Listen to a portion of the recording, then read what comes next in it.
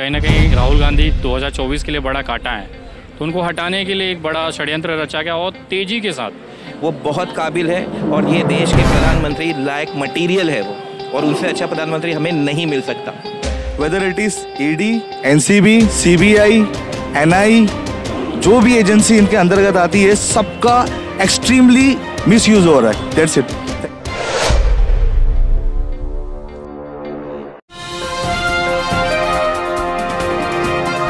विनय जी, आपका बहुत बहुत स्वागत है न्यूज़। धन्यवाद सर। सर, हम ये जानना चाहेंगे कि अभी जो गुजरात की एक निचली अदालत ने जो 4 साल पहले बयान पे राहुल गांधी के 2 साल की सज़ा सुना दी और उनकी संसद से सदस्यता भी रद्द कर दी, इसके बारे में क्या कहेंगे सर?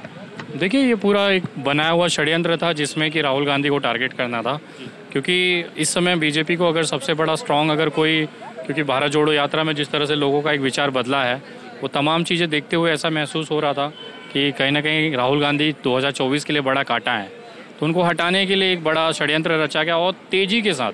मतलब अभी 2 घंटे पहले ये निकलता है कोर्ट का आदेश, तो 4 बजे तक पता चलता है कि वहाँ पे हमको पूरी तैयारी करनी है। तो ये षड्यंत्र है और मुझे ऐसा लगता है कि जनता सब देख रही है। भारतीय जनता पार्टी जिस तरह से एकदम नीचे जाके जिस तरह से काम कर रही है ना, वो थोड़ा सा देश हित में नहीं है और इसका जवाब मिलेगा। जी, बहुत बहुत शुक्रिया। डिक्पू न्यूज़ में आप सभी का स्वागत है। तो मुंबई की जनता से हम जानने की कोशिश करेंगे कि जो गुजरात की अदालत ने राहुल गांधी के 4 साल पुराने बयान पर 2 साल की सज़ा सुना दी और उनकी संसद से सदस्यता भी रद्द कर दी गई, इसके बारे में यहाँ की जनता का क्या कहना है मुंबई की, हम आपको दिखाएंगे। डिक्पू न्यूज़ पर बने रहिए। ये सब अभी नया इलेक्शन होने वाला है, तो अगर ये डिसीजन लेने का था तो पहले 4 साल पहले लेते तो 2 साल की सज़ा मिलती, तो वो अभी इलेक्शन लड़ सकते थे। तो उनको इलेक्शन में बाहर करने का है सब, वो प्रोपोगंडा है सब, ये और कुछ भी नहीं है। आप क्या कहेंगे? ये इलेक्शन फंडा ही है। 100% पूरा विपक्ष को ख़त्म करना चाहते हैं। वो पूरा विपक्ष को ख़त्म करके उसको उनकी आवाज़ पूरी दबाना चाहते हैं। जो बोलता है उनको आवाज़ बंद कर डालते हैं। ये लोकतंत्र का खून है। ये लोकतंत्र का अभी राहुल गांधी का, जिस तरीके से राहुल गांधी का ग्रोथ हो रहा है, तो उनके बीजेपी की ओर से उन पे हर बार अटैकिंग किया गया है। देखिए, बीजेपी जो है बौखला गई और वो चाहती है कि ओपोजिशन न रहे, और उसकी ये बौखलाहटी उनकी गलती बनेगी। अब ये जो हो रहा है राहुल गांधी के साथ, सिंपैथी मिलेगी उनको, और आने वाले इलेक्शन में जो रिजल्ट आएगा वो सब देखेंगे। कांग्रेस टफ फाइट देगी, राहुल गांधी जी टफ फाइट देंगे। सर, हम ये जानना चाहेंगे कि जो राहुल गांधी के साथ जो हुआ है, 2 साल की सज़ा सुना दी गई, एक 4 साल के उनके पुराने बयान पर, और संसद से सदस्यता भी उनकी रद्द कर दी गई, इसके बारे में क्या कहेंगे? देखो, ये तो सब जानते हैं कि ये सब ज्यादती हो रही है, और ज्यादती इसलिए हो रही है, आगे का डर इनको अभी से लग गया है। वो डर को दूर करने के लिए सामने वाले को पहले से ही रुका रहे, समझे। लेकिन ये रुकने वाला मसला नहीं है। क्यों कि जिस तरीके से ये जो दुरुपयोग हो रहा है ना, उसके खिलाफ जनता भी खड़ी होगी, और लोगों के दिमाग में आप बैठ रहे कि क्या गलत है और क्या सही है। तो गलत का साथ ज़्यादा दिन नहीं चलता है। तो अब ये मतलब टू मच हो गया, ये जो किया जा रहा है ये टू मच हो गया, जिसको है ना पूरे देश की जनता जान रही है। लेकिन अपनी देश की जनता खामोश है, लेकिन कायर नहीं है। आज नहीं कल उठ के खड़ी होएगी और इस चीज़ का खुलासा होएगा। ये पक्का है कि देश की जनता जो है अब जागरूक हो चुकी है, और वो आगे आने वाले इलेक्शन में दिखाएगी। तो इसके पीछे की राजनीति मुझे ये समझ में आती है कि अडानी उनका ही आदमी है, इंटरनल उनकी पॉलिसी है। क्योंकि अडानी अगर अमीर बनेगा तो मोदी जी पावर में आएंगे, मोदी जी पावर में आएंगे क्योंकि बिना पैसे के देखो कोई भी पार्टी ना खरीदी जा सकती है ना बिकी जा सकती है। वही चीज़ को लेकर रूल्स करेंगे। ये उदाहरण मैं देना चाहूँगा, जिस तरह से उद्धव बाला साहब की जो सरकार है जो तोड़ी गई है, वो पैसे के बेस पे तोड़ी गई है। तो मेन मुद्दे पे आ जाते हैं। राहुल गांधी को मुझे लगता है नहीं कि जो उनकी जो एमपी की ये बयान उन्होंने जो दिया था, जो डिस्क्वालिफिकेशन हुई है, तो मुझे नहीं लगता है कि ये सिर्फ ना अभी का ये मैटर है, ये प्री प्लान मुझे लग रहा है। क्योंकि देखिए, अगर ये लॉ के एज पर लॉ के हिसाब से 2 साल से अगर एक दिन भी कम उनको सजा सुनाई जाती, तो उनकी जो डिस्क्वालिफिकेशन ऑफ मेंबरशिप एमपी है वो नहीं जाती थी उनके हाथ से। उसके बाद का सबसे घिनौना जो उन्होंने कार्यक्रम रचा है, नोटिस सर्व किया उनको उनका बंगला खाली करने का। तो और भी लोगों की डिस्क्वालिफिकेशन हुई है, पर ऐसा घर खाली करने नहीं कहा गया है।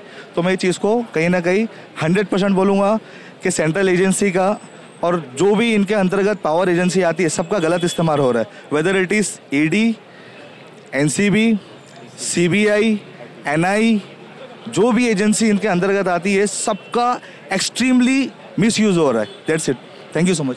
तो आखिरी सवाल सर, 2024 में किसकी सरकार देखना चाहेंगे आप? राहुल गांधी, नरेंद्र मोदी या तीसरा कोई और? 2024 में मैं देखना चाहूँगा कोई भी स्टेबल सरकार जो सिर्फ एक स्टेट का नहीं सोचे। जैसे कि मोदी जी जब गुजरात के चीफ मिनिस्टर थे तो आज गुजरात को आप देखो कहाँ से कहाँ है। गुजरात का कंपैरिजन करोगे आप तो एक मॉडर्न स्टेट कहलाता है अभी वो। तो कहीं ना कहीं मैं चाहूँगा कि एक स्टेट के बारे में नहीं सोचे, पूरे इंडिया के बारे में सोचे। और इंडिया में जो मेन लूप होल है जिसकी वजह से हम एजुकेशन में लैग करते हैं, जिसकी वजह से जॉब नहीं है, तो वो चीज़ पे ध्यान दे और यूथ पे ध्यान दे, एजुकेशन पे ध्यान दे और जॉब्स वगैरह निकाले और मेडिकल में कुछ अच्छा करे जैसे जो फॉरेन कंट्री ने करी है। तो ये सब चीज़ पे काम करना चाहिए, ना कि हिंदू मुस्लिम पक्ष विपक्ष ये सब क्या है। ये सब हम करते रहेंगे तो ऑलरेडी हम कितने यूरोप कंट्री से और कंट्री से कितने साल पीछे। आज जापान का आप इकोनॉमिक कंडीशन देखो और जापान में जो टेक्नोलॉजी आई है वो इंडिया से आप कंपेयर करो, इंडिया जापान के आगे बहुत ही पीछे है।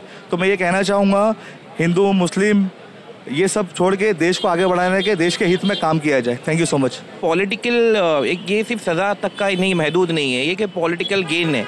वो सज़ा से पॉलिटिकल गेन किया गया है कि उनको 2 साल के लिए खारिज कर दिया गया। नेक्स्ट डे जाकर के उनके से सदस्यता ले जी। जिस तरह से आज भी काफ़ी ड्रामा हो, जब वो आज पार्लियामेंट में गए थे, आज भी जिस तरह से मतलब अजीब चीज़ ये है कि आज जो पार्टी जो गवर्नमेंट मतलब है सरकार में वो सेशन चलने ही नहीं दे रही है।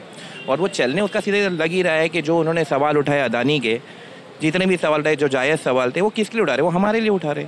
यहाँ गरीबी, यहाँ अमीरी बढ़ती ही जा रही है। जो ये जो चीज़ें हैं, जो गैप है अमीरी और गरीबी का बढ़ते आ रहा है, अदानी बढ़ते ही आ रहा है, सारी पोर्ट उनके हाथ में, ये उनके हाथ में, वो उनके हाथ में, सारी चीज़ें उनके हाथ में। तो वही वो सवाल उठा रहे। कोई शेल कंपनीज को लेकर 20,000 करोड़ का सवाल उन्होंने उठाया था, आज तक उसका जवाब तो किसी ने दिया नहीं शेल कंपनीज के बारे में जो सिंगापुर में बनी है। लेकिन ये दूसरी चीज़ें उनके बारे में आ गई। But I am sure Rahul Gandhi ये चीज़ें पूछते रहेंगे और करते रहेंगे और इसी तरह से, और हम तो उनके साथ हैं क्योंकि वो काम कर रहे हैं। 2024 में किसको प्रधानमंत्री देखना चाहेंगे आप? राहुल गांधी, नरेंद्र मोदी या तीसरा कोई और?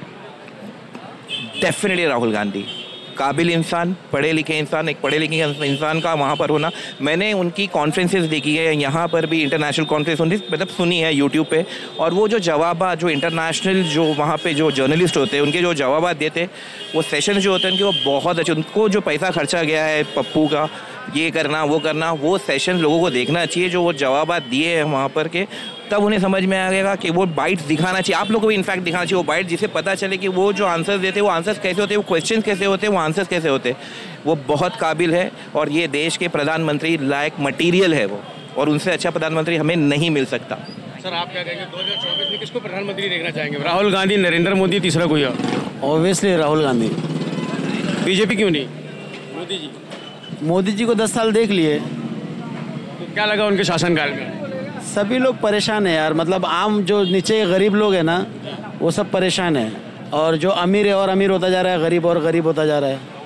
बाकी तो आप लोग भी देख ही रहे हैं, समझदार हैं। मतलब चेंज चाहिए इस बार आपको? ऑब्वियसली चेंज होते रहना चाहिए। अगर एक ही आदमी को सत्ता का बार बार दी जाएगी ना तो जो सत्ता की जो बोलते हैं ना वो दिमाग में चढ़ के फिर वो तानाशाही हम लोगों पे आयद की जाएगी। डेमोक्रेसी ख़त्म ही लगभग देखिए ना आप, विपक्ष बचा ही कहाँ है, ख़त्म ही हो गया ना, है कहाँ।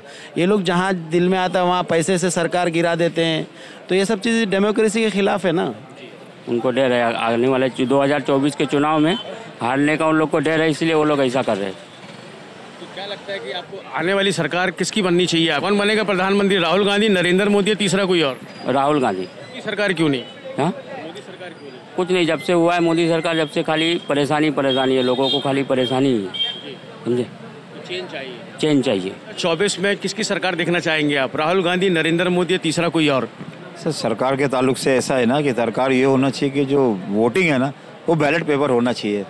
ईवीएम मशीन का रहेगा तो ईवीएम मशीन से जो है वही जो है वोटिंग का सही नहीं रहेगा। बैलेट पेपर पे आएगा तो सब सही हो जाएगा, तो पब्लिक खुद ही फैसला करेगी कि भाई कौन सी पार्टी को लाना है। कैमरामैन वसीम खान के साथ मैं अयाज अहमद खान, देखते रहिए डिक्पू न्यूज़।